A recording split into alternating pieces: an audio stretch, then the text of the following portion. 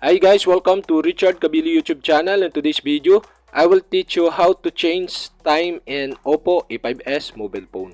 So okay guys, but before we start, kindly subscribe to my YouTube channel by pressing the subscribe button and the bell to notify you if I have new videos. Okay guys, let's start. All you have to do is go to setting in your Oppo A5s mobile phone.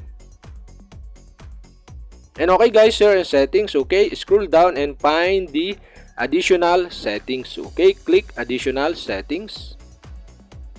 And okay guys, here in additional settings, okay, you can see the date and time. Okay, you'll have to do is click the date and time.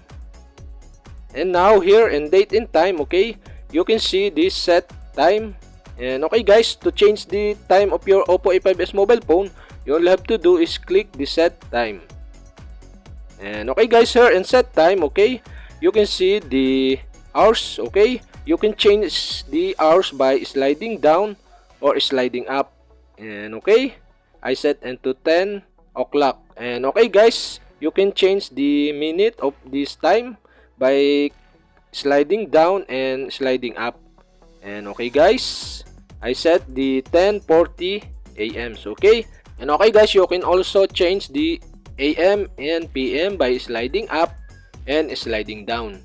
And okay guys, that's it. And okay guys, if you have a question, kindly comment below.